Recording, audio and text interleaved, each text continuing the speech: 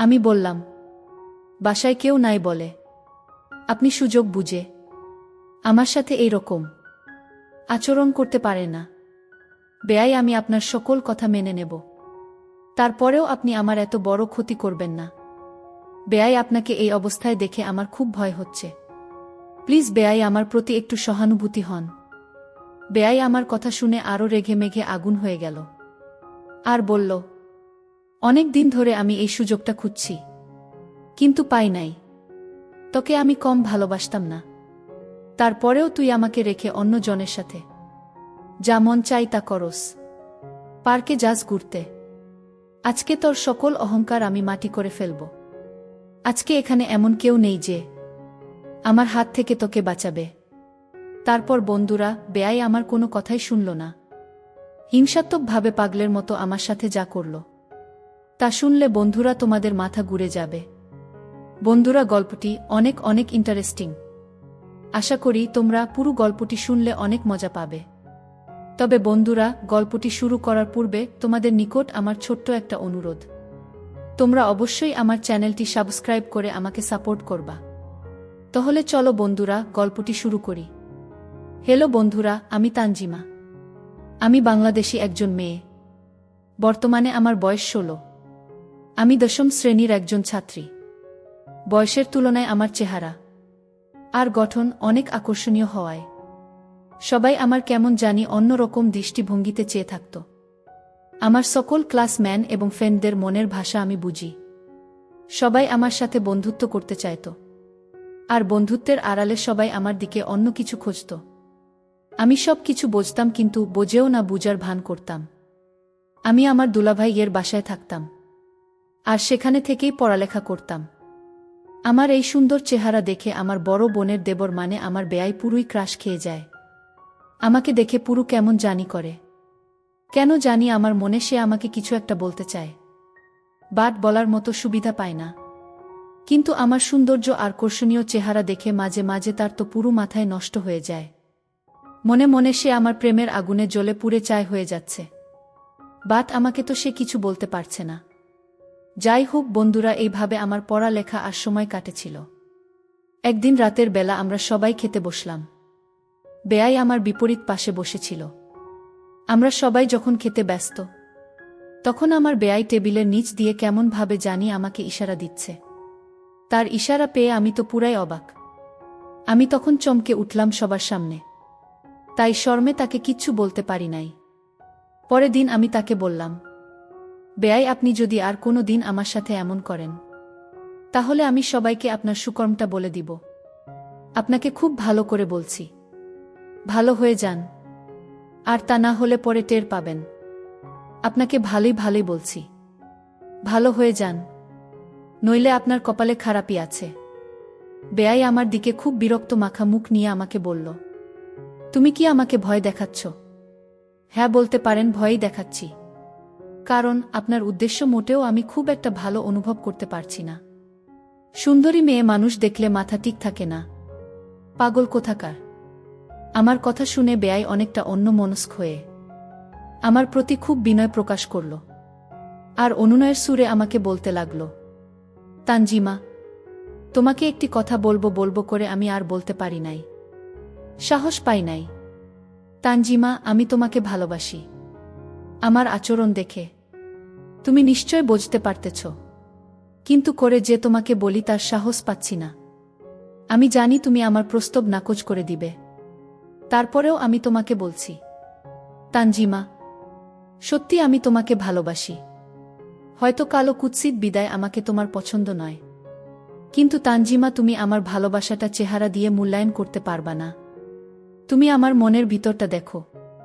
আমি কিন্তু তোমাকে মন থেকে অনেক ভালোবাসি। তানজিমা, আমি তোমার জন্য পাগল হয়ে আছি।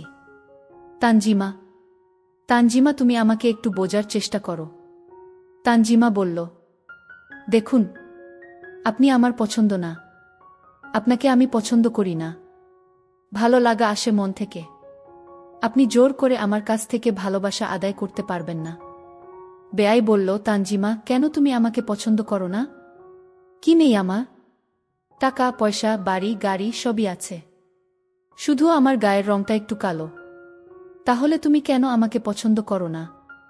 আর তাছাড়াও আমি কালো হলেও দেখতে কি আমি এতই খারাপ?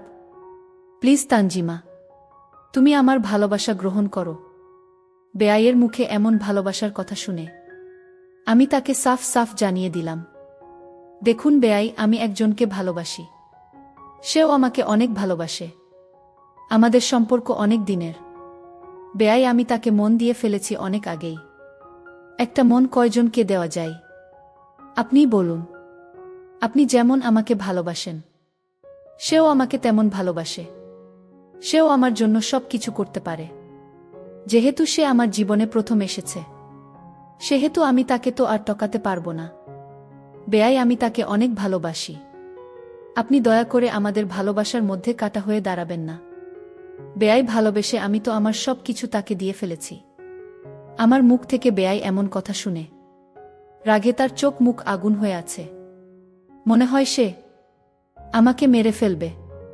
তারপর প্রচণ্ড রাগ আর ঘৃণা নিয়ে বেয়াই আমাকে বলল, তোমার সব কিছু শেষ হয়ে গেছে মানে? কি বলতে চাইছো তুমি? তানজিমা, আমি এত কিছু বুঝি না। এই পৃথিবীতে আমার আর কোনো চাওয়া পাওয়া নাই। আমি শুধু তোমাকে চাই। আর তুমি কি বলতে চাইছো? তোমার সব শেষ হয়ে গেছে মানে? তোমার যদি তার সাথে অন্য কিছু হয়ে থাকে তারপরেও আমি তোমাকে চাই। তানজিমা, তোমাকে ছাড়া আমি বাঁচব না। তুমি শুধু আমাকে একবার ভালোবাসো। বেয়াইয়ের এই রকম প্রস্তাব পেয়েও আমি তাকে এড়িয়ে চলার চেষ্টা করছি, কারণ আমাকে তার ভালো লাগে না। তাকে দেখলেই আমার কেমন যেন বিরক্তি লাগে। তারপরও আমি তাকে সাফ সাফ জানিয়ে দিলাম যে তাকে ভালোবাসা আমার পক্ষে কোনোভাবেই সম্ভব না। বেয়াই রাগে ক্রোধে আমার নিকট থেকে চলে গেল। আমিও চলে আসলাম। কি করব বন্ধুরা, মনটা তো আমি আরেকজনকে দিয়ে দিছি। এখন আমি অন্যের সাথে কি করে প্রতারণা করি? তারপর থেকে বন্ধুরা, আমি আমার মতো করে চলতে থাকলাম। কিছুক্ষণ পরে আমি আমার বয়ফ্রেন্ডকে ফোন দিয়ে বললাম, জানু, কেমন আছো? কি করছো? আমার বয়ফ্রেন্ড বলল, ভালো আছি তানজিমা, তুমি কেমন আছো? আমি বললাম, জি জানু, আমিও ভালো আছি। তারপর বয়ফ্রেন্ডের সাথে কিছুক্ষণ কথা বলে মনটাকে হালকা করে নিলাম।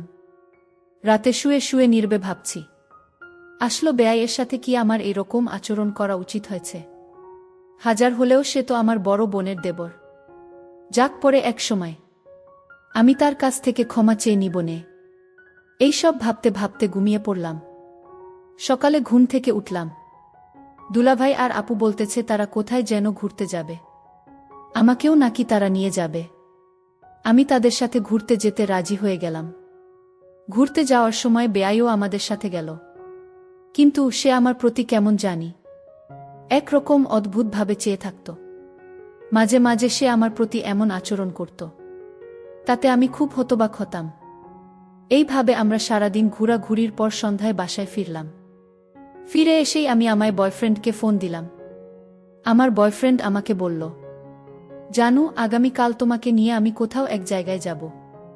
তানজিমা, কাল স্কুলের নাম করে আমার নিকট চলে আসবা।